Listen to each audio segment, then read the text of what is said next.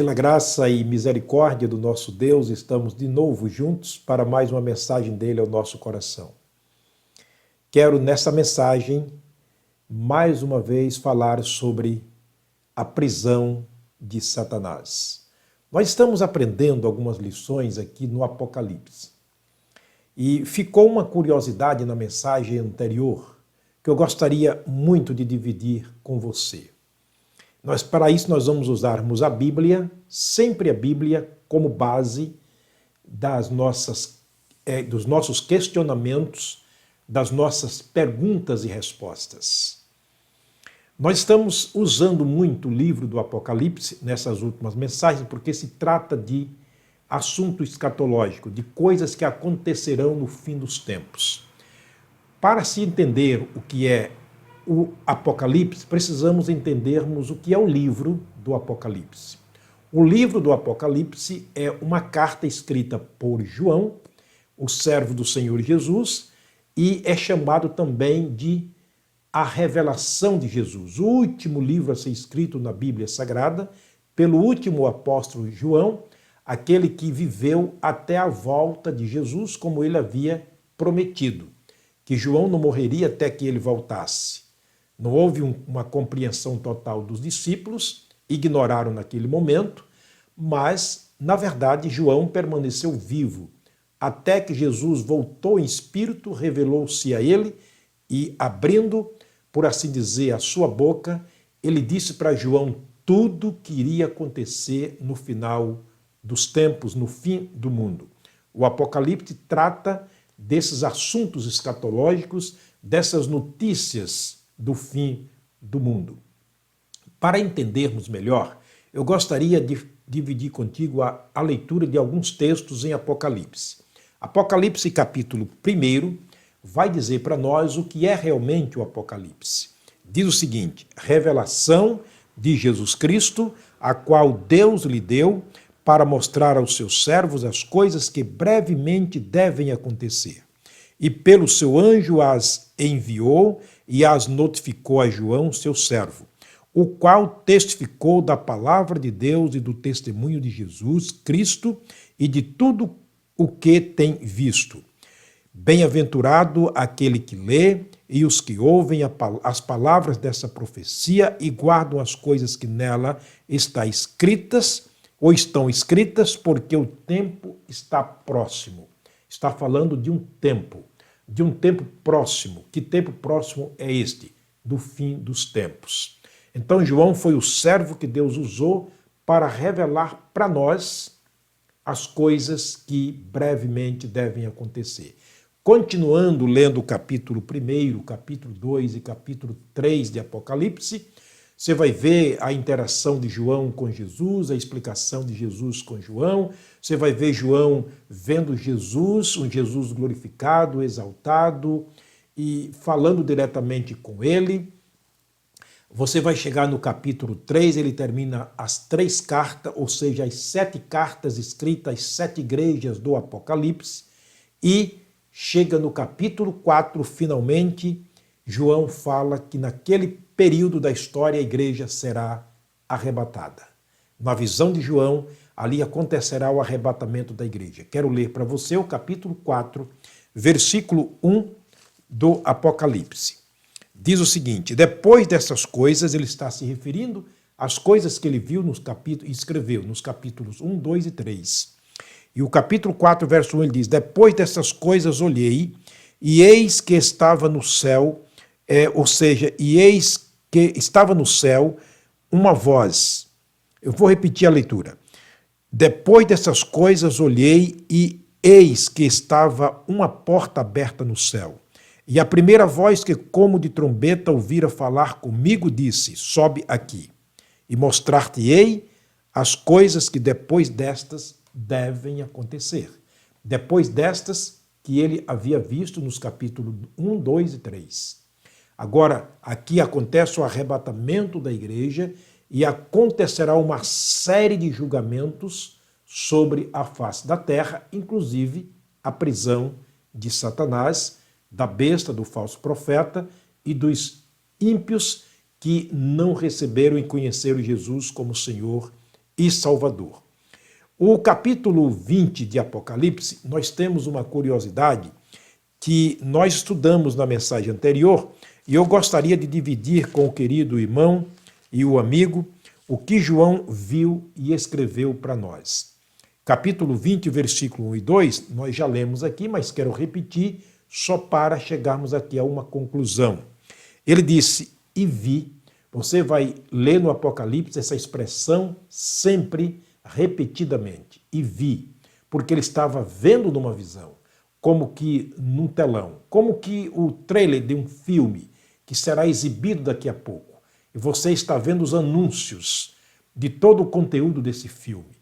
João estava vendo o conteúdo de tudo aquilo que iria acontecer no futuro, por isso ele diz, e eu vi descer do céu um anjo que tinha a chave do abismo e uma grande cadeia na sua mão. Quando ele fala cadeia, ele não está falando do ambiente, do prédio, onde Satanás será preso. Ele está falando de uma grande algema que estava nas suas mãos, com a qual Satanás seria preso.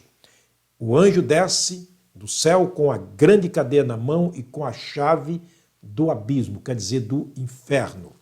E o verso 2 ele diz, ele prendeu, quer dizer, o anjo prendeu o dragão, a antiga serpente que é o diabo e Satanás, e amarrou por 1000 anos. Jesus não precisa de mandar uma legião de anjos para derrotar Satanás. Ele não precisa abalar os poderes dos céus. Ele usa apenas um anjo para prender Satanás e lançá-lo na prisão. Agora nós vamos para o capítulo 3, versículo 7. Essa aqui é uma curiosidade que eu gostaria de dividir com você. O capítulo 20, versículo 3 do Apocalipse, nós temos aqui uma curiosidade que nos deixa intrigado. Veja só, capítulo 20, eu vou ler o versículo, especialmente o versículo 3, que diz assim, e lançou-o no abismo, e ali o encerrou e pôs selo sobre ele, para que não mais enganasse as nações, ou engane as nações, até que os 1000 anos se acabem. E depois importa que seja solto por um pouco de tempo. Portanto, ele está dizendo que ele foi preso, foi cerrado, quer dizer, ele foi ali colocado e limitado no seu trabalho, impedido de continuar o seu trabalho sujo e mentiroso, de enganar as nações, foi colocado selo sobre ele, quer dizer, impedido de sair dali. O que a Bíblia ensina é que Deus fecha e ninguém abre a porta, e ali ele estava preso agora por um determinado tempo, durante 1000 anos. Será solto depois do final de 1000 anos, e ele sairá de novo a enganar as pessoas. Aí você pergunta, não acredito. Depois de 1000 anos ainda ele sai da prisão e consegue enganar as pessoas? Sim, para você ver o coração do ser humano, como é tendente, infelizmente, à mentira e aos erros. Isto está no versículo 7 do capítulo 3 de Apocalipse. Vou ler mais uma vez, Apocalipse capítulo 3, versículo 7, sobre o poder, o grande poder de Deus. E o anjo da igreja que está em Filadélfia escreve, isto diz o que é santo, está falando de Jesus, o que é verdadeiro, o que tem a chave de Davi, o que fecha e ninguém abre, o que abre e ninguém fecha, ou vice-versa. Prova de que Jesus tem o poder de prender, de fechar a porta, de abrir a porta. Se ele fecha, ninguém abre. Se ele abre, ninguém pode fechar. Satanás agora está fechado no inferno, ninguém pode abrir, senão por determinação de Jesus, que tem o poder de abrir as portas, de fechar as portas, tanto para prender quanto para soltar. Todo o poder, disse ele em Mateus 28, me foi dado no céu e na terra. Esse é o grande, invencível, poderoso Deus falando a nós. Em Isaías, no capítulo 43, gostaria de ler um texto muito interessante quando Deus se revela falando a nós quem Ele é. Ele disse: ainda antes que houvesse dia, eu sou, e ninguém há que possa fazer escapar das minhas mãos. Agindo eu, quem o impedirá? Ora, se Deus agir na pessoa de Jesus, quem vai impedir? Isto é, se Ele prender, quem vai soltar? Se Ele soltar, quem vai abrir? Se Ele fechar, quem vai abrir a porta? Se Ele abrir a porta, quem vai fechar? Portanto, Ele fechou a porta do inferno para milhares de pessoas e continua fechando para aqueles que creem nele. E ninguém pode abrir para condená-los outra vez. Ele disse: e agora nenhuma condenação há para os que estão em Cristo Jesus.